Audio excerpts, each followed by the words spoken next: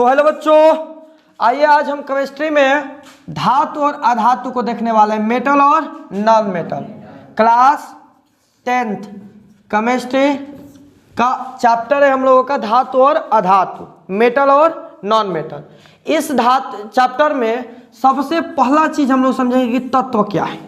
ये चैप्टर थोड़ा सा बड़ा है, लेकिन ये चैप्टर पढ़ने के बाद लगभग हम लोगों का अगला चैप्टर भी कंप्लीट हो जाएगा, क्योंकि इसी चैप्टर में हम लोग सारे बंधन, रिएक्शन, सब चीज़ को समझ जाएंगे। ठीक है ना। उसके बाद ऑर्गेनिक वाले चैप्टर में समझ में आने लगेगा। इस चैप्टर में सबसे पहले हम लोग जानेंगे कि तत्व क्या होता है। तत्व यानी एलिमेंट।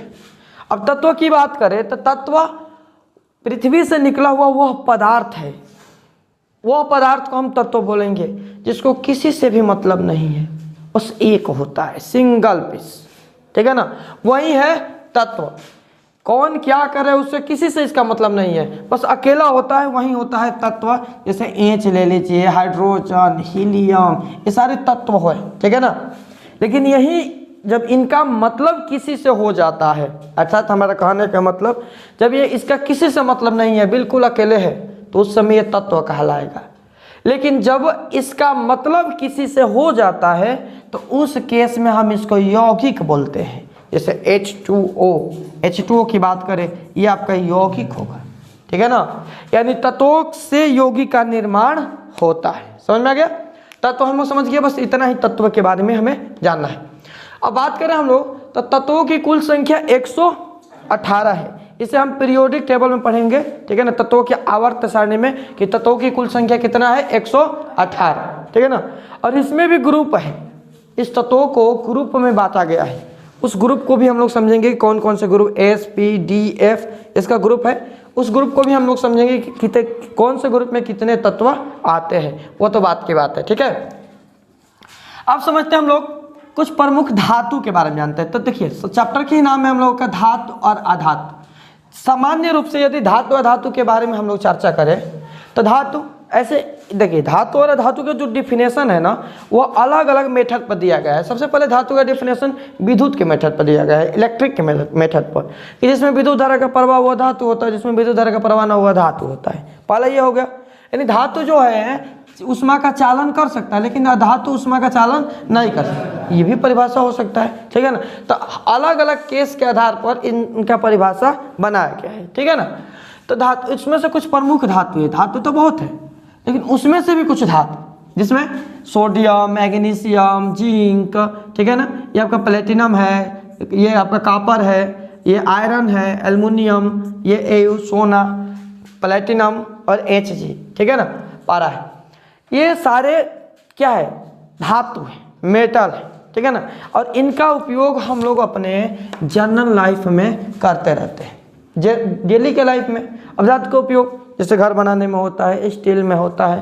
ठीक है ना। गाड़ी में भी हम लोग धातु का उपयोग करते हैं, है ना। मतलब इसमें भी अलग अलग धातु, स्टील है, ठीक है ना, क्रोमियम है, अलग अलग धातु का उपयोग हम लोग अलग अलग कामों के लिए करते हैं। ठीक है ना। कुछ प्रमुख अधातु भी है। प्रमुख मतलब जिसका ज़्यादा यूज है। कुछ अधातु भी है, जैसे कार्बन है, यह धातु के श्रेणी में आता है। उपधातु मतलब न तो धातु न तो धातु, लेकिन धातु के श्रेणी में से रखेंगे। ठीक है ना। सल्फर है, आयोडीन है, ठीक है ना, क्लोरीन है, ऑक्सीजन है, हाइड्रोजन, ये सब क्या है, अधातु है। नाइट्रोजन भी अधातु है। ठीक है ना। अधातु मतलब जिससे विद्युत धारा का प्रवाह न हो, उसे हम अधातु के श्रेणी में रखेंगे, विद्युत के आधार पर। ठीक है ना। समझ में आ गया। मतलब धातु अधातु के लगभग बारे में हम लोग समझ लिए, थोड़ा बहुत जानकारी प्राप्त हो गया ना कि धातु क्या होता है, अधातु क्या होता है। धातु हम किसको बोलेंगे, अधातु किसको बोलेंगे, ये तो पहचान हो जाएगा, नॉर्मल पहचान हो जाएगा ना कि धातु कौन सा है, अधातु कौन सा है। ठीक है ना। इतना तक हम लोग जान लिए। अब लोग हम बात करते हैं कि देखिए, तत्व में कुछ धातु भी आएंगे, अधातु भी आएंगे, कुछ अक्रिय धातु भी आएंगे जो क्रियाशील नहीं होंगे। ठीक है ना, वो भी धातु आएंगे, कुछ गैसें भी आएगी। ठीक है ना। तो सभी धातु और अधातु की श्रेणी में हम लोग इसे बांटेंगे। चैप्टर का नाम ही है मेटल और नॉन मेटल। ठीक है ना। कुछ सामरिक तत्व, ये भी क्वेश्चन आप लोगों का एग्जाम में पूछा जा सकता है कि सामरिक तत्व क्या है। बस सिंपल उपयोग है कि जिस धातु का उपयोग हम लोग विकास के लिए या राष्ट्र अपने देश की सुरक्षा के लिए करते हैं, वे सामरिक तत्व कहलाते हैं। जैसे लोहा सामरिक तत्व है, स्टील सामरिक तत्व है। और हमारी पृथ्वी में अब धातुओं को कैसे निकाला जाता है, इसी चैप्टर में हम लोग पढ़ेंगे अंत में कि धातुओं को निकाला कैसे जाता है। ध्यान दीजिएगा।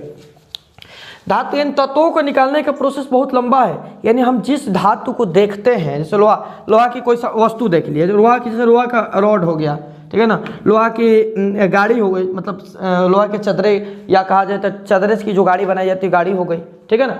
तो मतलब क्या, जिस चीज़ को हम लोग देखते हैं, जैसे वाट हो गया, वाट, किलो लोहा का, तो या हम इसको इस रूप में देख रहे हैं। इसका कहने का मतलब कि क्या पृथ्वी से हम इसी रूप में निकाले हैं।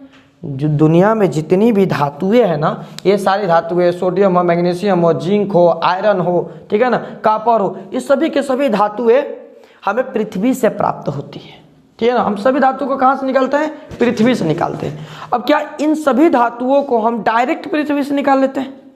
नहीं, क्योंकि इन धातुओं को निकालने के लिए हमें एक लंबे प्रोसेस से इस रूप में देखने के लिए गुजरना पड़ता है, ठीक है ना। इन धातुओं को अयस्कों के रूप में निकाला जाता है। खनिज, अयस्क, इसी चैप्टर में हम लोग पढ़ेंगे लास्ट में।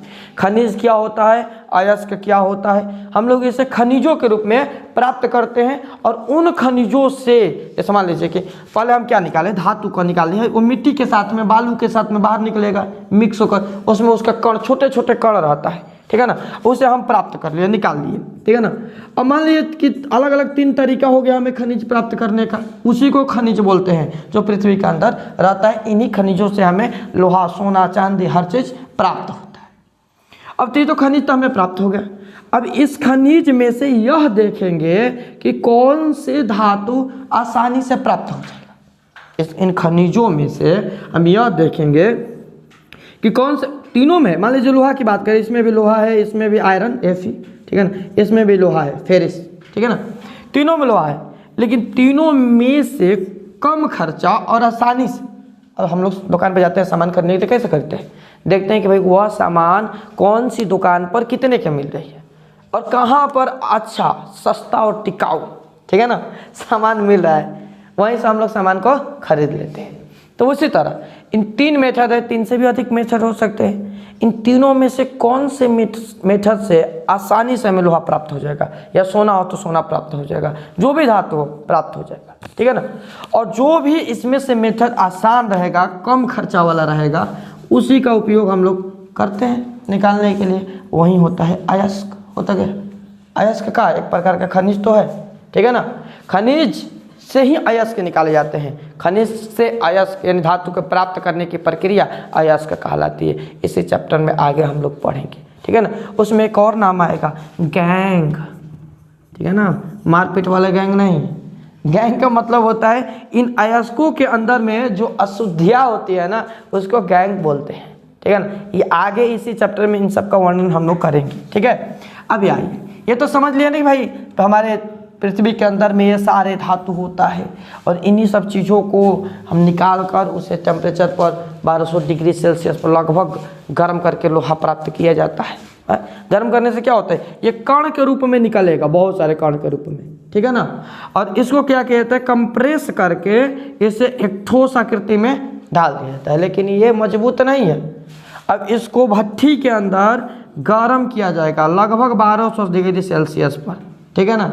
गर्म करने से ये आपस में मेल्ट होकर, मेल्ट माने पिघल कर, ये आपस में जुड़ जाते हैं और मजबूत बन जाते हैं, तब हम इसे रूप में देखते हैं। हाँ, एक और बात, हमारी पृथ्वी में ना सबसे ज़्यादा एल्युमिनियम है, सबसे ज़्यादा एल्युमिनियम हमारी पृथ्वी के अंदर में सबसे ज़्यादा एल्युमिनियम है। क्योंकि पहाड़ ज़्यादा है और पहाड़ के अंदर से क्या निकलता है, एल्युमिनियम निकलता है, ठीक है ना। आयरन भी हम लोग निकालते हैं, लेकिन एल्युमिनियम भी निकलता है और निकालने की प्रक्रिया थोड़ी सी टफ है, ठीक है, समझ में आ गया। तो हम लोग कुछ प्रमुख धातुएं भी देखें। कुछ प्रमुख धातु मतलब जिसका उपयोग हम लोग अपने जनरल लाइफ में करते हैं, वो प्रमुख धातुएं। कुछ अधातु भी हम लोग देखें, ठीक है, जो जिसका उपयोग हम लोग सामान्यतः करते हैं, ठीक है ना। इसके अलावा और भी धातु अधातु के बारे में जानेंगे, लेकिन ये मुख्यतः अभी हम लोगों ने जान लिया, इंट्रोडक्शन करिए, मतलब अभी तक हमने इसका इंट्रोडक्शन किया, ठीक है ना। उसके बाद सामरिक तत्व, वह तत्व जिसका उपयोग हम विकास और राष्ट्र की सुरक्षा के लिए करते हैं, वो सभी तत्व सामरिक तत्व। लोहा जरूरी है ना, किसी भी देश के विकास के लिए लोहा जरूरी, हर चीज़। आज लोहा मतलब स्टील का तो हर जगह काम है, ठीक है ना। हर जगह हम लोग स्टील यूज कर रहे हैं, वो घर बनाने के लिए हो, देश के सुरक्षा के लिए बॉन्ड बनाना हो, या रॉड बनाना हो, या जो भी बनाना हो, हर जगह हम किसका उपयोग कर रहे हैं आज? स्टील का प्रयोग। वाहन बनाना हो ज़्यादातर स्टील का प्रयोग कर रहे हैं हम लोग, ठीक है ना। क्यों? स्टील जो है ना थोड़ा सा मजबूत होता है, ठीक है ना, एल्युमिनियम के अपेक्षा में, ठीक है ना। एल्युमिनियम, हाँ, लेकिन स्टील में एल्युमिनियम के अपेक्षा स्टील में जंग लगने का खतरा ज़्यादा होता है, अपेक्षा, ध्यान रखना, ठीक है ना। आगे बात करते हैं हम लोग धातुओं के विशिष्ट गुण। अब तो हम लोग ये समझ गए ना कि धातु क्या होता है, अधातु क्या होता है, लगभग समझ गए ना इंट्रोडक्शन के रूप में कि धातु अधातु क्या होता है।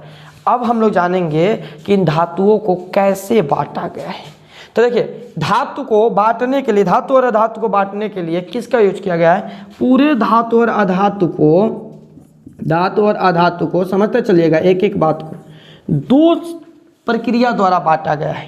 पहली प्रक्रिया धातु और अधातु को भौतिक गुण के आधार पर बांटा गया है। कौन से गुण? भौतिक गुण, ठीक है ना। और दूसरा जो है रासायनिक गुण, रासायनिक गुण, ठीक है ना। यानी एक तरह का कहा जैसे फिजिकल रूप से मेटल और नॉन मेटल का टाइप, और दूसरा केमिकल, केमिस्ट्री के रूप से, केमिकल रूप से मेटल और नॉन मेटल को बांटा गया है। हमें ये चारों पढ़ना है, चारों मतलब ये दो है। तो भौतिक में धातु का और अधातु का, धातु का भौतिक गुण, अधातु का रासायनिक गुण, अधातु का भौतिक गुण, अधातु का रासायनिक गुण, ठीक है ना। तो हम लोग समझेंगे, अभी हम लोग पढ़ेंगे धातु के भौतिक गुण को, ठीक है ना।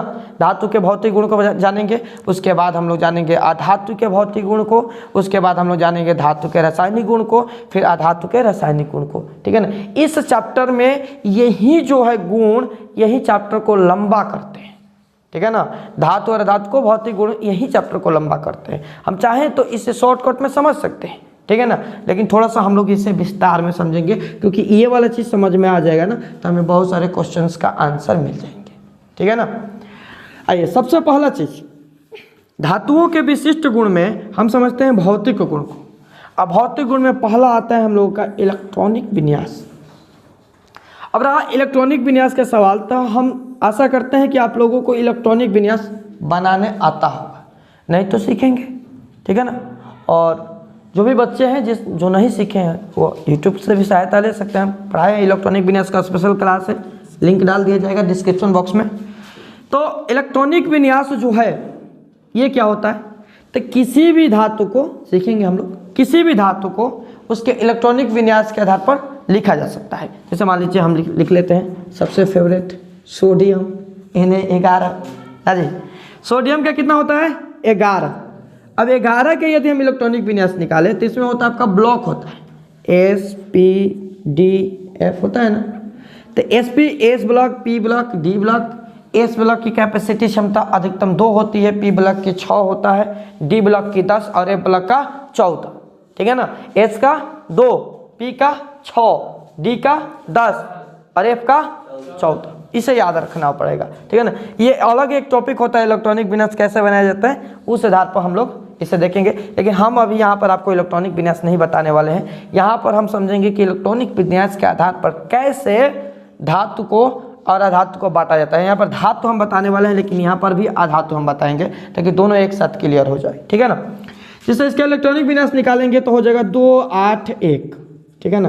अब 281 कैसे लिखे? तो इसका ऐसे लिखा जाता है फुल में कि 1s2 2s2 2p6 ऐसा होता है। यह प्रथम कक्षा, द्वितीय कक्षा, तृतीय कक्षा, ठीक है ना। प्रथम कक्षा में केवल S ब्लॉक होता है, द्वितीय कक्षा में S और P दोनों ब्लॉक होते हैं, और तृतीय कक्षा में SPD होता है, चौथे कक्षा में SPDF। इसके बाद जितनी भी कक्षाएं आएंगी सब में SPDF चारों ग्रुप होगा, ठीक है ना।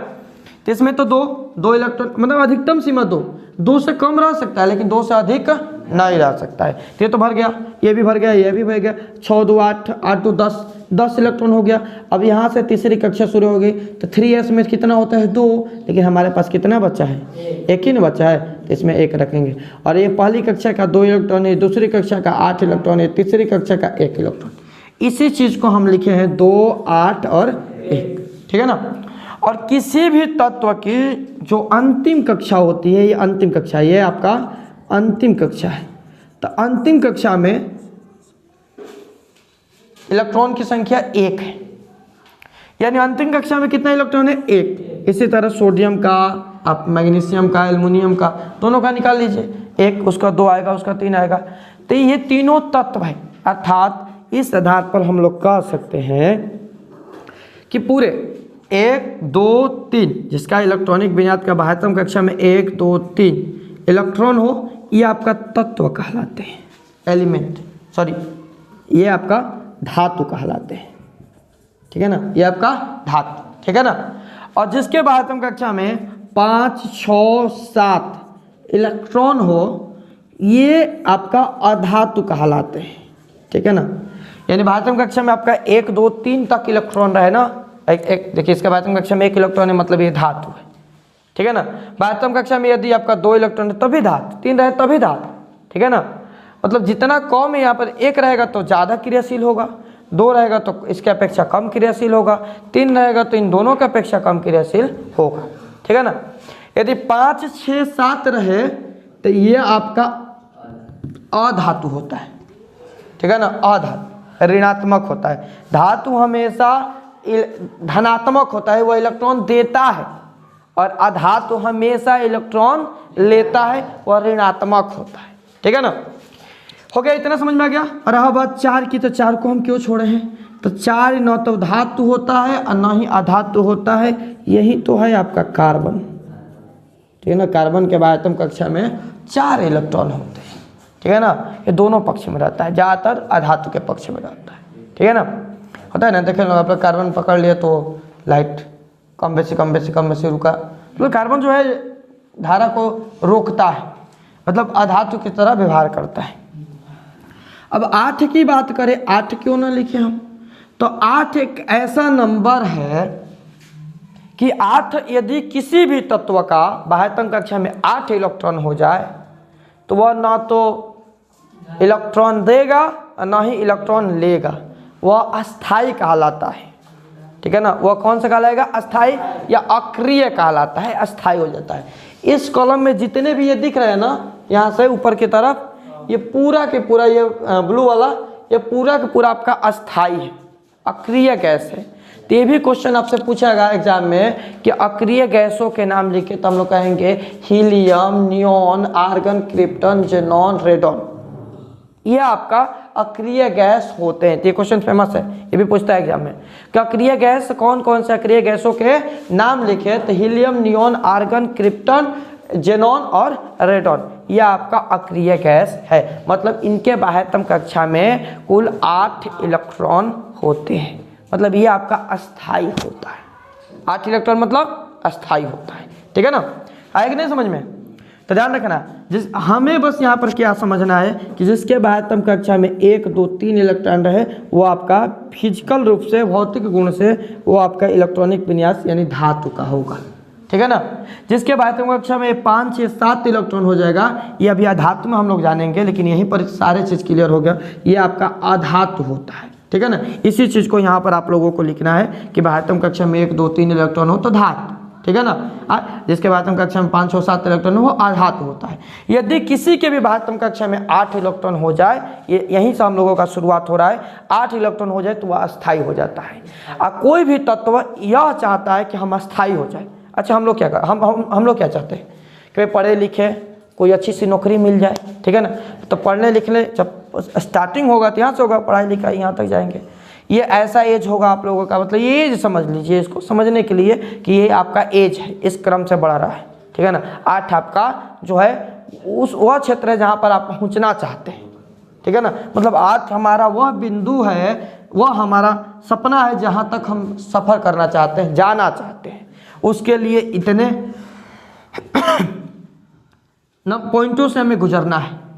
तो जब हमारा आरंभिक होता है, आरंभ होता है, उस समय हम धातु की श्रेणी में अपने आप ऊपर समझे एग्जाम्पल के लिए, तो हम धातु की श्रेणी में मानेंगे भाई चलो हम धातु की श्रेणी में हैं, क्योंकि हमारे जब आरंभ होता है यानी शुरुआती दौर में आप लोगों का जो 10 वर्ष का एज होता है, 1 से लेकर 10 वर्ष, उस समय किसी चीज़ की चिंता नहीं होती है, कोई डिप्रेशन, कोई प्रेशर, कोई कुछ नहीं होता है, ठीक है ना। 2 4 10 20 रुपया पास में रहते भी हैं, ठीक है ना। लेकिन ये 4 ऐसा एज है कि जिस एज में घर से भी पैसे मांगने पर शर्म आने लगते हैं, मतलब समझिए कि 18 20 वर्ष का एज, ठीक है ना। अब इस समय हम लोग के पास में क्या ऑप्शन है भाई कि हम लोग घर से पैसे नहीं मांग सकते हैं अब, ठीक है ना, क्योंकि अब हम बड़े हो गए रहते हैं और इस समय हम लोगों की चाहिए कौन सा, ये 8 वाला पॉइंट चाहिए, नौकरी चाहिए, ठीक है ना। यहाँ तक पहुँचते पहुँचते यदि मिल गई तो डायरेक्ट 4 से 8, और नहीं तो जब इस कंडीशन से हम लोग गुजरते हैं तो हमारी हालत भिखारों की जैसी हो जाती है, ठीक है ना। नौकरी भी नहीं है, पैसा भी नहीं है, मांग भी नहीं सकते हैं, मतलब ये आधात जो हमेशा लेने के चक्कर में रहता है, ये दे नहीं सकता है किसी को कुछ भी, ठीक है ना। यह गरीब है, ऋणात्मक रहता है, हमेशा मिल जाए कहीं से, ठीक है ना। लेकिन सब तत्व, वो धातु हो या अधातु हो, सब पहुंचना चाहते हैं कहाँ पर, 8 के पास में। 8 मैंने कहा जिसके बाह्यतम कक्षा में 8 इलेक्ट्रॉन हो जाए वह अस्थाई हो जाता है, ठीक है ना। और इसके लिए वो कुछ भी करने को तैयार होते हैं, इलेक्ट्रॉन दे भी सकते हैं, ले भी सकते हैं। यानी जो धातु श्रेणी के होते हैं, जो धनवान होते हैं, वो अपना इलेक्ट्रॉन दे सकते हैं भाई, देकर अस्थाई हो जाएंगे। यदि देने से वे अस्थाई होते हैं तो वह देकर अस्थाई हो जाएंगे, ठीक है ना। और जो अधातु है वह दे नहीं सकते, वह ले सकते हैं, वह लेकर अस्थाई हो जाएंगे, ठीक है ना। वह लेकर अस्थाई होते हैं, ये देकर अस्थाई होते हैं। कार्बन बेचारा, इसका जो है 4 है, ये ऐसे कंडीशन में है कि ये तो नहीं दे सकता है और ना ले सकता है। ले सकता है लेकिन इसको कोई 4 देगा, कोई नहीं देगा 4, ठीक है ना, क्योंकि देने वाला या अधिक से अधिक 3 देगा और लेने वाला अधिक से अधिक 3 लेगा, ठीक है ना। तो देगा कौन इसको 4 कोई नहीं दे सकता है। तो ये क्या करता है, इसको भी तो अस्थाई होना है, इसको भी तो नौकरी चाहिए, बाल बच्चा चाहिए, शादी विवाह करनी है। तो ये क्या करता है, साझेदारी करता है, ठीक है ना, साझेदारी करता है, ठीक है ना। मतलब हमारा तो हो नहीं रहा है तो पैरवी लगाता है कि चलो भाई पैरवी से ही काम बन जाए, तो ये साझेदारी कर लेता है, ठीक है ना। तो ये सहसंयोजक बंधन बनाता है, इसे हम लोग समझेंगे अभी इसी चैप्टर में आगे पढ़ने वाले हैं। ये आपका साझेदारी बॉन्ड बनाता है, ठीक है ना। तो इसलिए इसको 4 चाहिए, इसलिए साझेदारी के, इसलिए इसको हम अलग श्रेणी में रखे हैं, ठीक है ना। 5, 6, 7 वाले जो आधातु होते हैं ये लेते हैं, ये देते हैं, ये लेते हैं, और तब जाकर ये अस्थाई हो जाते हैं, ठीक है ना। लेकिन देगा वही, लेगा वही, जिसमें दोनों का फायदा हो। यदि हम आपको कुछ देंगे, मान लिया आपको कुछ रुपया दे रहे तो मेरा भी तो कुछ फायदा होना चाहिए ना, तब ना हम देंगे।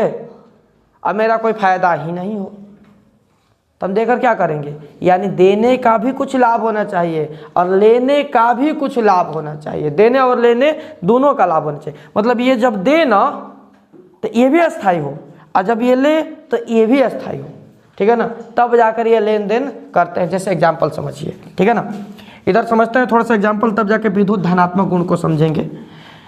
इसका जो सोडियम का हमने बनाया 1, मतलब समझिए यदि ये अपना 1 दे दे तो कितना बचेगा इसके बाह्यतम कक्षा में, मतलब ये जब दे देगा तो यही ना इसका बाह्यतम कक्षा होगा, मतलब ये तो अस्थाई हो जाएगा ना, मतलब ये 1 देगा तो अस्थाई हो जाएगा। अब बताइए, अब हम कहें कि ये देने की जगह पर ले भी तो सकता है, 1 इलेक्ट्रॉन देने के बदला पर 7 इलेक्ट्रॉन ले सकता है। अच्छा ये बताइए 7 कौन देगा, जिसके पास 7 रहेगा वही नहीं देगा।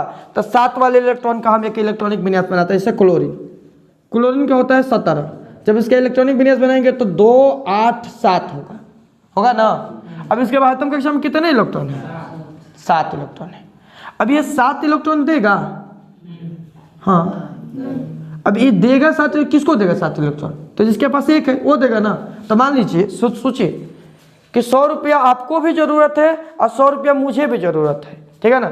अब मेरे पास 1 रुपया है और मुझे 100 रुपये की जरूरत है, आपके पास 99 रुपया है, आपको 100 रुपये की जरूरत है, तो मेरा 1 रुपया देना उचित होगा कि 99 रुपया लेना, 1 रुपया देना उचित है भाई। हम 1 रुपया दे दें 99 कैसे ले सकते हैं, तो वही तो बात यहीं पर है ना। ये 7 क्यों देगा, ये 1 ही नहीं ले सकता है भाई, 7 देने के बजाय तुम ही 1 दे दो, तो इसका 1 देना मजबूरी है, इसका 7 देना मजबूरी नहीं है। तो ये दोनों आपस में आयनिक बॉन्ड बनाते हैं, ये अपना 1 इलेक्ट्रॉन त्याग करता है, इसको दे देता है, यानी सोडियम Na के बाह्यतम कक्षा में 1 इलेक्ट्रॉन है, ये अपना 1 इलेक्ट्रॉन क्लोरीन को देता है, इसके बाह्यतम कक्षा में 7 इलेक्ट्रॉन है, 2, 2, 4, 2, 6, 1, 7, ठीक है ना, 7 इलेक्ट्रॉन है। ये 1 इलेक्ट्रॉन इसको दे देगा, ठीक है, और दोनों में अब इसका 1 इलेक्ट्रॉन दिया तो इसका भी 8 हो गया ना, और इसका भी आपका बाह्यतम कक्षा में 8 हो गया। मतलब ये दोनों आपका अब अस्थाई हो गया, इसीलिए हम कहे हैं कि सोडियम का वाइफ क्लोरीन, राइट है ना, सोडियम का वाइफ क्लोरीन, यानी इन दोनों का जो है संयोजन बहुत अच्छा समझता है, ठीक है ना। जब इसी में किसी एक तीसरे की एंट्री होती है ऑक्सीजन नए जमाना की, तो उस केस में बवाल हो जाता है, सोडियम कहानी खत्म हो जाती है। आया समझ में? तो यही चीज़ हमें समझना, मतलब क्या इस टॉपिक में हम मतलब इतने छोटे से टॉपिक में, मतलब ये हमारा यहाँ पर टॉपिक नहीं है, तो बस हमें धातु धातु की पहचान करनी थी, लेकिन यहाँ एक टॉपिक में हम बहुत सारी चीज़ों को सीख लिए, समझा गया। अब ये बंधन जो है ना, ये अभी हम यहाँ पर एग्जाम्पल में समझाए हैं, हम बंधन को भी बनाना सीखेंगे कि कैसे ये बॉन्ड बनते हैं, बंधन बनते हैं, ठीक है ना। अभी आगे इससे हम लोग जब ये गुण खत्म हो जाएंगे तो इस चीज़ को हम लोग सीखेंगे। बंधन दो प्रकार के होते हैं, आयनिक बंधन, सहसंयोजक बंधन, ये कैसे बनते हैं इसे हम लोग आगे समझेंगे, ठीक है ना। दूसरा बात करें विद्युत धनात्मक गुण, तो देखिए धातुएं जो होती है ना वो विद्युत धनात्मक होती है। मतलब कहने का मतलब यह हुआ कि यदि धातु के अंदर हम इलेक्ट्रिक करंट दे, जैसे लोहा में हम लोग क्या करते हैं, उसमें बिजली का एक तार लेकर उसमें ठेका दीजिए, ठीक है ना, पूरे लोहा के अंदर में लाइट करंट आ जाता है। लेकिन यही काम यदि हम लकड़ी के साथ में करें, उस करंट को लकड़ी में टच कराए, क्या पूरे लकड़ी में लाइट आएगी? नहीं आएगा। अर्थात हम कह सकते हैं कि धातु जो होता है ना, विद्युत के आवेश यानी विद्युत के चार्ज को, आवेश के बारे में पढ़ा था ना विद्युत वाला चैप्टर में, विद्युत के आवेश को वह एक स्थान से दूसरे स्थान पर भेज देती है। अर्थात धातुएं विद्युत धनात्मक होती है, ठीक है ना, धातुएं विद्युत धनात्मक होती है। मतलब ये आपका गुण हो गया कि इलेक्ट्रॉनिक विन्यास के आधार पर जिस धातु के बाह्यतम कक्षा में 1 2 3 इलेक्ट्रॉन है, जिस तत्व के बाह्यतम कक्षा में 1 2 3 इलेक्ट्रॉन है, वो आपका धातु होगा।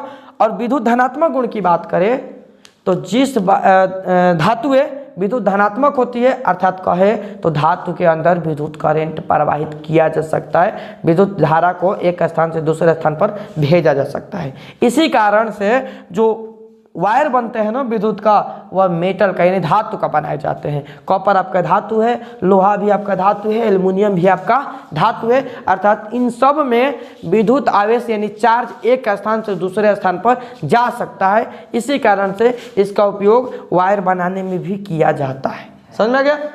तीसरा बात करें आघातवर्धनीयता। आघातवर्धनीयता के मतलब धातु को पीट कर उसका चादर बनाया जा सकता है, ठीक है ना। धातु को हम लोग क्या करेंगे, गर्म करके उसे हथौड़े से पीटेंगे तो पतला सा चादर के रूप में बन जाएगा। अर्थात हम कह सकते हैं कि धातु को पीट कर उसके चादर के रूप में बनाया जा सकता है। धातु नष्ट मतलब चूर चूर नहीं होता है, उससे हम चादर बना सकते हैं, अर्थात वह आघातवर्धनीयता होती है। समझ में गया? तन्यता की बात करें, अर्थात तन्यता माने खिंचाव, खींचकर बढ़ाना। हम धातु को खींचकर बढ़ा सकते हैं, धातु को हम खींचकर बढ़ा सकते हैं, खींच सकते हैं, तार बना सकते हैं उसका, ठीक है ना। और उसमें भी सबसे ज़्यादा जो सोना होता है, सोना की तन्यता सबसे अधिक होती है, तन्यता सबसे अधिक। अर्थात इतना समझ जाइए कि 1 ग्राम सोना में हम 2 किलोमीटर लंबा तार बना सकते हैं। मतलब 1 ग्राम हम लोगों का सोना मिल जाए ना, तो हम लोग पोखरा पर से लेकर अपनरी तक तार बना सकते हैं, इतना लंबा तार खींच सकते हैं। समझिएगा? एकदम पतला सा इतना लंबा तार बन जाएगा 1 ग्राम सोना से, ठीक है ना। उसी प्रकार 100 ग्राम चांदी से हम 200 मीटर लंबा तार बना सकते हैं, 100 ग्राम चांदी से, ठीक है ना। 200 मीटर मतलब ज़्यादा दूर नहीं होगा, 100 ग्राम चांदी मतलब सोना की अपेक्षा चांदी की तन्यता कम होगी, ठीक है ना। यानी 200 मीटर हम तार 100 ग्राम चांदी से बना सकते हैं, लेकिन 1 ग्राम सोना से 2 किलोमीटर लंबा तार बना सकते हैं। अर्थात सोना की तन्यता सबसे ज़्यादा अधिक होती है। इसी तरह हर एक धातु की तन्यता होती है, लोहा की भी तन्यता होती है, तभी तो हम उसका तार बनाते हैं, पीट कर लंबा करते हैं, ठीक है। लोहा का भी तन्यता होती है, ठीक है ना। लेकिन हम इस आधार पर कह सकते हैं भाई कि सोना की तन्यता सबसे अधिक है, उसके अपेक्षा चांदी के कम है, उसके अपेक्षा लोहा का और कम हो जाएगा, सिल्वर का तांबा का और कम हो जाएगा, ठीक है ना। अर्थात हम कह सकते हैं कि सभी धातुएं एक समान तन्य नहीं होती है, अर्थात सभी धातुएं एक समान नहीं बढ़ सकती है। कोई धातुएं ज़्यादा बढ़ती है, तन्य होती है, तो कोई कम होती है, ठीक है ना। मतलब सभी धातुओं का अपना अपना तन्यता का गुण अलग अलग है। समझ गया? अब हम लोग बात करें द्वरणांक और क्वथनांक की, तो देखिए सभी धातुओं का द्वरणांक और क्वथनांक उच्च होता है। द्वरणांक और क्वथनांक की बात करें हम लोग तो द्वरणांक, ठीक है, क्वथनांक, इस द्वरणांक और क्वथनांक के बारे में हम लोग पढ़े हैं।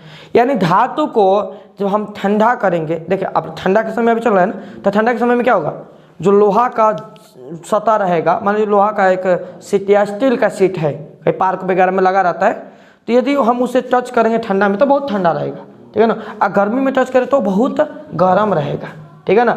यानी ये क्वथनांक और द्वरणांक दोनों इसका उच्च होता है। ठंडा में अधिक, थोड़ा सा भी ठंडा दे तो ठंडा हो जाएगा, ठीक है ना, और थोड़ा सा भी गर्म करे तो गर्म हो जाएगा। दोनों होता है, इसमें दोनों गुण पाए जाते हैं। ठंडा में अधिक ठंडा होता है, गर्मी में अधिक गर्म हो जाता है। इसीलिए हम कहते हैं कि धातुओं का द्वरणांक और क्वथनांक उच्च होता है, जिसमें दो धातु को द्वरणांक निम्न होता है, जैसे एक सीजियम और एक सीजियम ये है, ये गैलेनियम है, ये गैलेनियम है, ये आपका सीजियम है। तो दोनों का द्वरणांक निम्न होता है, ठीक है ना, मतलब ये नॉर्मल ठंडा में भी अपने टेम्परेचर पर नॉर्मल रहता है, ठीक है ना। इसके अलावा एक्सेप्शन की बात करें हम लोग, ये आपका सीजियम है और ये आपका गैलेनियम है, ठीक है। अब एक्सेप्शन की बात करें, अपवाद की बात करें, तो सोडियम और पोटेशियम, ये दो ऐसे धातु है ना जो अपने रूम टेम्परेचर पर, सोडियम तो रूम टेम्परेचर इसमें आग पकड़ लेता है, ठीक है ना, और ये पोटेशियम भी, ये दोनों रूम टेम्परेचर पर भी नष्ट हो जाते हैं, ठीक है ना। मतलब ध्यान रखना, सोडियम को किरोसिन के अंदर डुबा कर रखते हैं। ये भी एक क्वेश्चन बनता है कि सोडियम को किरोसिन में क्यों डुबा कर रखा जाता है, क्योंकि ये ऑक्सीजन से अभिक्रिया करके ब्लास्ट कर जाता है, और इसके समुद्र के खारा पानी में रखा जाता है पोटेशियम को, ठीक है ना, क्योंकि ये भी ऑक्सीजन से अभिक्रिया करके नष्ट हो जाता है। तो सोडियम और पोटेशियम, इन दोनों को अलग अलग जगह पर रखा जाता है, खुले वायु में नहीं छोड़ते, नहीं तो ये ब्लास्ट कर जाएंगे, ठीक है ना, एक्सेप्शन है।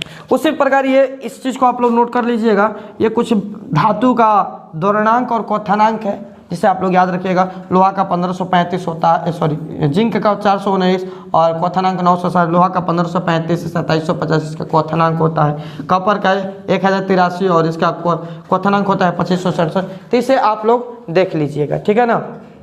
इसके बाद हम लोग देखते हैं 6 नंबर, धातु का अगला गुण उष्मीय एवं विद्युत चालकता, यानी धातुएं सामान्यतः उष्मा ग्रहण कर सकती है, ठीक है ना, धातु में उष्मीय गुण पाया जाता है। अब विद्युत का चालन भी करते हैं, धातुएं विद्युत का चालन भी करती है, यानी धातुएं कंडक्टर का भी काम करती है तथा उष्मा का भी चालन करती है। अर्थात हम इसे समझेंगे कि एक रॉड ले लेते हैं और उस रॉड के अगला सिरा हम आग के अंदर डालेंगे और कुछ समय के बाद देखेंगे तो आग रॉड का पिछला सिरा भी गर्म हो जाएगा।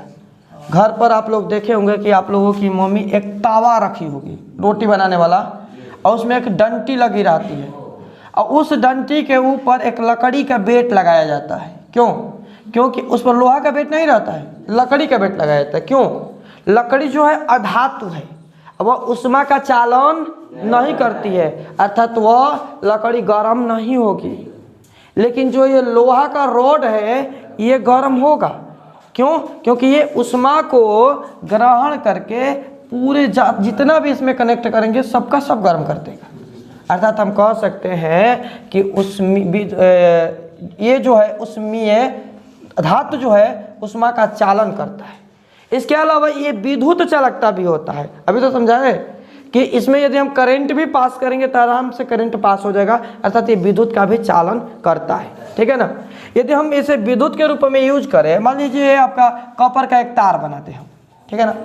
अब ये नंगा तार को यदि हम घर में यूज करेंगे, यदि हम टच कर जाए, चाहे घर में मूसरी वूसरी कुछ भी टच कर जाए या दीवार पूरा भीग जाए तो पूरे लाइट आ जाएगा पूरे घर में, अर्थात हमारे लिए ये डेंजरस हो जाएगा। तो इसको आसान बनाने के लिए एक रसायन होता है जिसे हम लोग शॉर्टकट में कहते हैं PVC, ठीक है ना।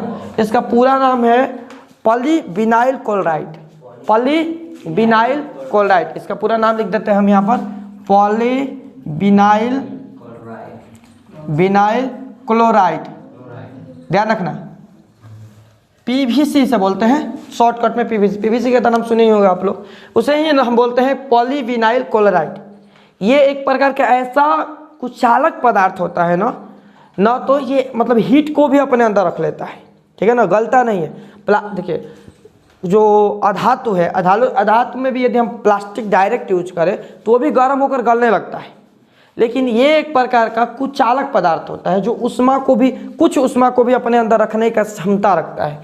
इसीलिए हम लोग पीवीसी का यूज करते हैं। उस तार के ऊपर आप लोग देखे होंगे कि लाल, हरे, पीले उस पर कवर प्लास्टिक लगा रहता है, जिसे हम कहते हैं पीवीसी। या वायरिंग वाला ये जो पाइप है ना, ये पाइप, ये भी आपका है पीवीसी। जो बोर्ड का ये कॉर्नर बनता है प्लास्टिक वाला, वो भी आपका होता है पीवीसी प्लास्टिक, ठीक है ना, पीवीसी, ठीक है ना। इसके अलावा जो वायर टेप आता है वो भी पीवीसी का बनाया जाता है, ठीक है ना, क्योंकि वायर टेप वायर के ऊपर लगाने के लिए यूज होता है, तो उसमें भी करंट पास ना हो, क्योंकि जहाँ पर वायर को हम जोड़ेंगे वहाँ पर थोड़ा सा हीट होगा तो वो टेप गलने की संभावना भी बढ़ जाती है, इसलिए वो अपन पीवीसी टेप यूज करते हैं। वाइट कलर का भी एक टेप आता है, आप लोग देखेंगे कि पेटी ओटी पर, कार्डबोर्ड पर लगाने वाला, उस टेप का यूज हम इलेक्ट्रिक में यूज नहीं करते हैं। क्यों?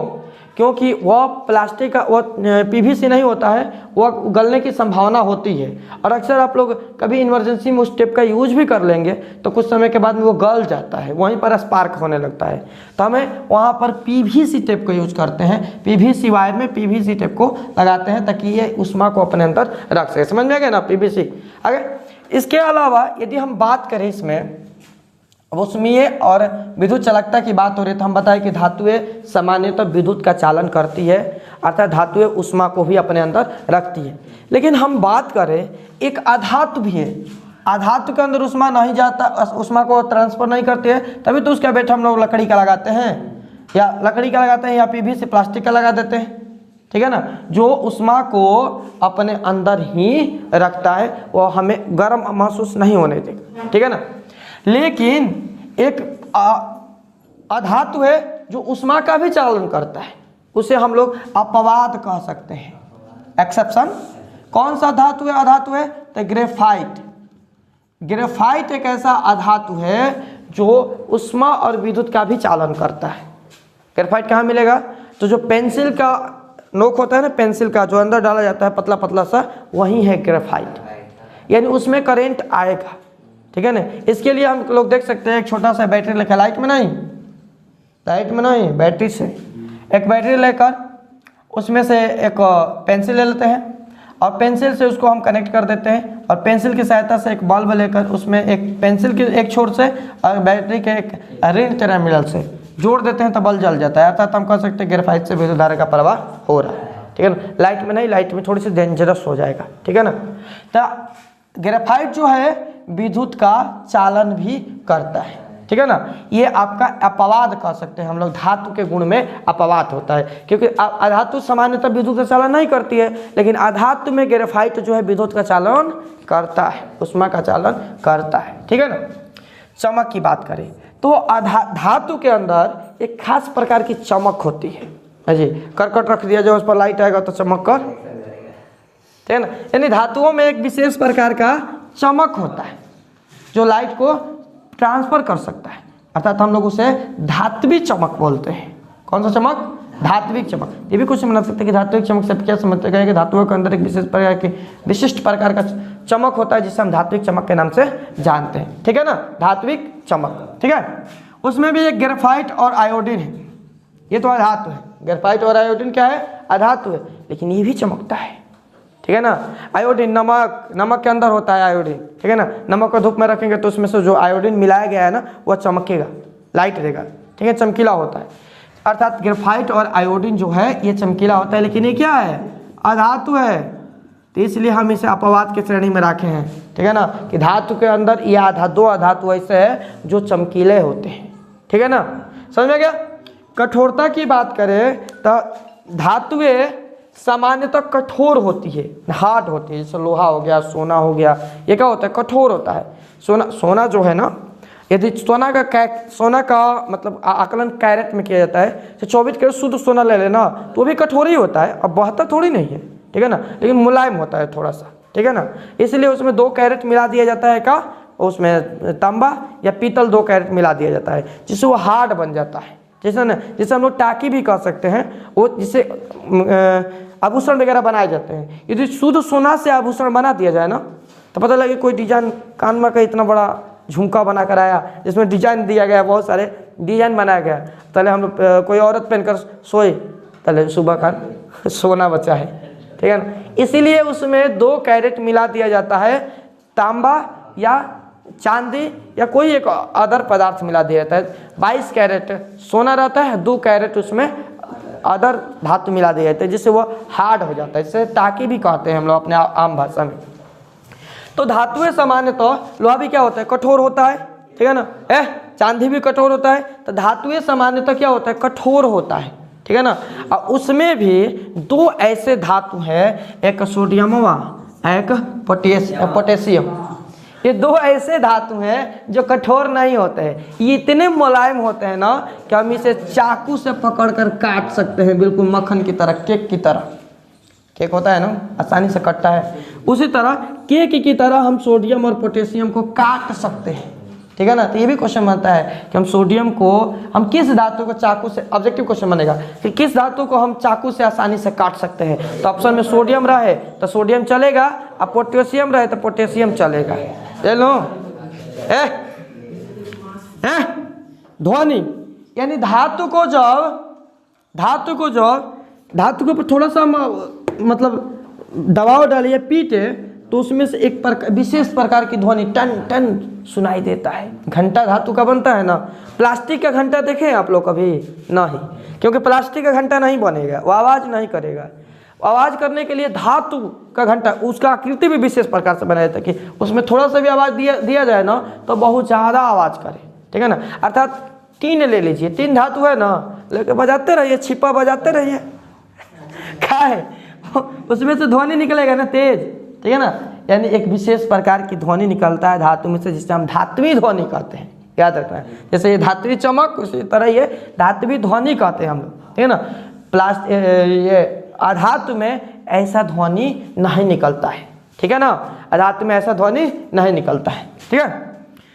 भौतिक अवस्था की बात करें तो धातुएं सामान्यतः कठोर होती है, हार्ड होती है, तो ये नहीं इसका भौतिक अवस्था है कि भाई धातुएं हमेशा हार्ड होती है, ठीक है ना। लेकिन उसमें भी एक अपवाद है, मरकरी, पारा, यह धातु है लेकिन ये हार्ड नहीं होता है, ये लिक्विड रहता है। हम लोग अपने हाथ पर लेंगे तो लिक्विड रूप में रहता है, बिल्कुल। पारा जो है लिक्विड रूप में रहता है, पारा हमेशा याद रखना कि लिक्विड, रूम टेम्परेचर पर हमेशा ये लिक्विड अवस्था में रहता है, ठीक है ना। इसीलिए इसका उपयोग, और जितना थोड़ा सा भी गर्मी लेगा ना तो फैलता जाता है, थोड़ा सा भी इसे गर्मी हम लोग देंगे तो जितना गर्मी देंगे उतना ज़्यादा फैलेगा, बढ़ता जाएगा, ऊपर उठता है। और इसी कारण से इसका उपयोग हम लोग थर्मामीटर में भी करते हैं, ठीक है ना। उसे एक नियत मात्रा में, एक रूम टेम्परेचर पर उसे भर दिया जाता है, और जब उससे ज़्यादा उसको टेम्परेचर दिया जाता है तो ऊपर उठने लगता है।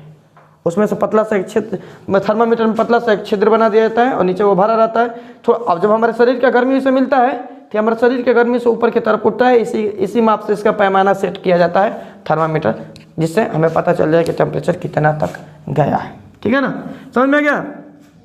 तो मरकरी यानी पारा जो है, या इसकी भौतिक अवस्था लिक्विड में रहती है, और ये जो है अदर सभी धातु की भौतिक अवस्था ठोस रूप में रहती है। घनत्व की बात करें तो धातुओं का घनत्व लगभग उच्च होता है, ठीक है ना। साइड में घनत्व है, उसे आप लोग लिख लीजिएगा। धातुओं का घनत्व हमेशा उच्च होता है, ठीक है ना। तो ये हमारा धातु के गुण थे 11 गुण। अब अधातु के कुछ गुण समझ लेते हैं। अधातु की बात करें तो पहला गुण तो हम आपको वहीं पर बता दिए कि जिसके बाह्यतम कक्षा में 5, 6, 7 इलेक्ट्रॉन रहे वह सामान्यतः अधातु होते हैं, एगो तो वहीं हो जाएगा। दूसरा बात करें इसकी भौतिक अवस्था की बात करें तो धातु की भौतिक अवस्था 2 प्रकार की होती है। जैसे अधातु की भौतिक अवस्था एक ही होता है, ठोस, ठीक है ना, जिसमें ये आपका एक्सेप्शन है। लेकिन इसमें 1-2 रहेगा ना तो एक्सेप्शन हो जाएगा। मान लीजिए इतने बच्चे में से कोई एक नालायक हो गया तो चलेगा, भाई चलो एक नालायक है एक्सेप्शन के रूप में। अब इसमें से आधा नालायक हो जाए तब नहीं चलेगा, तब अपवाद नहीं होगा। अब उसे 2 ग्रुप में बांटेंगे, अच्छे वाले एक तरफ, नालायक हो एक तरफ, ठीक है ना। एक रहेगा ना तो चलेगा नहीं। अब पूरे दूध में 10 लीटर दूध में 1 गिलास पानी मिला दिया जाए तो चलेगा, कोई बात नहीं है, समझ नहीं आएगा 1 गिलास पानी कहाँ गया। लेकिन 10 लीटर दूध में 5 लीटर पानी मिला दिया जाए तो समझ में आएगा ना कि इसमें पानी है। तो उसी तरह नहीं, ये एक था इसलिए अपवाद हो गया, लेकिन यहाँ पर एक नहीं है ना, बहुत सारे हैं। इसलिए अधातु की भौतिक अवस्था दो प्रकार की होती है, एक ठोसीय अवस्था होती है और एक गैसीय अवस्था होती है। जिसका ठोसीय अवस्था होता है ना, ठोस मतलब कठोर, उसमें कार्बन होगा, सल्फर होगा, फास्फोरस होगा, आयोडीन होगा, ये ठोस रूप में रहता है, ठीक है ना, कण के रूप में रहता है, ठोस रहता है, ठीक है ना। और जो गैस रूप में रहता है हाइड्रोजन, हाइड्रोजन कौन से रूप में रहता है, गैसीय रूप में। और दूसरा जो है ऑक्सीजन, नाइट्रोजन, क्लोरीन, यानी हाइड्रोजन, ऑक्सीजन, नाइट्रोजन और क्लोरीन, ये सभी क्या कौन से गैसीय अवस्था में पाए जाते हैं, गैस में रहते हैं, ठीक है ना। हाइड्रोजन में गैसीय अवस्था, ऑक्सीजन तो पता है गैस अवस्था जिससे हम लेते हैं। ये सब का क्या है, अधातु है। अधातु की भौतिक अवस्था इसकी गैस होती है और इन सब का भौतिक अवस्था ठोस होता है। यानी अधातु जो है इसकी भौतिक अवस्था की बात करें तो दो प्रकार से भौतिक अवस्थाएं होती है, एक ठोसीय अवस्था है, एक गैसीय अवस्था है, ठीक है ना। ठोसीय अवस्था में कुछ एग्जाम्पल्स और गैसीय अवस्था के कुछ एग्जाम्पल्स। दूसरा बात करें भंगुरता की, यानी हम लोग अभी पढ़े कि धातु को पीट कर चादर बनाया जा सकता है, लेकिन अधातु को पीटने पर चूर चूर हो जाता है। अधातु को जब यदि हम हथौड़ी से पीटेंगे तो चूर चूर भंगुर हो जाएगा, भंगुर हो जाता है। अर्थात कह सकते हैं कि अधातुए में भंगुरता होती है, भंगुर का गुण पाया जाता है। यानी जब इसे हम लोग पीटेंगे हथौड़ी से तो चूर चूर हो जाएगी, ठीक है ना। प्लास्टिक या कचकड़ा होता है ना, उसे हम लोग पीटते हैं तो क्या होता है, पूरा टूट टूट कर अलग अलग हो जाता है, ठीक है ना। तीसरा बात करें चमक, अधातु में भी चमक होता है लेकिन विशिष्ट चमक नहीं होता है, मैंने धातु के जैसा चमक नहीं होता है, ठीक है ना। यदि प्लास्टिक का करकट लगा दिया जाए तो उतना ज़्यादा नहीं लाइट चमकेगा जितना कि धातु का चमकेगा, ठीक है ना। तो अर्थात का है तो अधातुओं में विशिष्ट प्रकार का चमक नहीं होता है, ठीक है ना। लेकिन अपवाद में इसमें भी होगा ग्रेफाइट, ग्रेफाइट अधातु है लेकिन इसमें चमक होता है। आयोडीन क्या है, अधातु है लेकिन इसमें चमक होता है, ठीक है ना। अधातु होने के बावजूद भी इसमें चमक होते हैं। उष्मा एवं विद्युत चालकता की बात करें तो अधातुएं उष्मा का चालन नहीं करती है। प्लास्टिक में लाइट आता है, प्लास्टिक गर्म होता है, प्लास्टिक उष्मा का लकड़ी गर्म होता है नहीं, यानी प्लास्टिक जो है या अधातु जो है, अधातु मतलब केवल प्लास्टिक ही नहीं, लकड़ी सभी अधातु आ जाएंगे, ठीक है ना। इसमें विद्युत धारा का प्रवाह नहीं होता है, ये उष्मा का चालन नहीं करती है, ठीक है ना। द्वरणांक और क्वथनांक की बात करें तो अधातुओं का द्वरणांक और क्वथनांक सामान्यतः निम्न होता है, ऊंच नहीं होता। धातु का भी हम लोग पढ़े ना कि धातु का ऊंच होता है, मतलब एक तो याद करना है आपको, एक तो इसके उल्टा करना है। धातुओं का द्वरणांक और क्वथनांक ऊंच होता है तो इसका द्वरणांक और क्वथनांक सामान्यतः क्या होता है, निम्न होता है। इसका द्वरणांक और क्वथनांक सामान्यतः निम्न होता है। कठोरता की बात करें तो ध्यान दीजिएगा, धातुएं सामान्यतः कठोर नहीं होती है, जबकि धातु सामान्यतः कठोर होता है ना, लेकिन ये सामान्यतः कठोर नहीं होती है। इसमें भी अपवाद है, एक्सेप्शन। कार्बन का उपयोग, हीरा जो है, ठीक है ना, या फ्लोरीन, ये जो होता है तीन है इसका ना, एक है हीरा है, एक फ्लोरीन है, ठीक है ना। ये क्या होता है आपका, कठोर होता है। हीरा सबसे ज़्यादा कठोर पदार्थ है, ठीक है ना। ये आपका कार्बन का अपरूप होता है। हीरा कौन सा होता है, कार्बन का अपरूप होता है। हीरा की संरचना बनाए हम लोग सीखे थे। हीरा जो है कार्बन का अपरूप होता है, ये काफ़ी ज़्यादा कठोर होता है, सबसे ज़्यादा कठोर पदार्थ है कौन सा, हीरा। ये एक्सेप्शन हो जाएगा आपका, अपवाद हो जाएगा, ठीक है ना।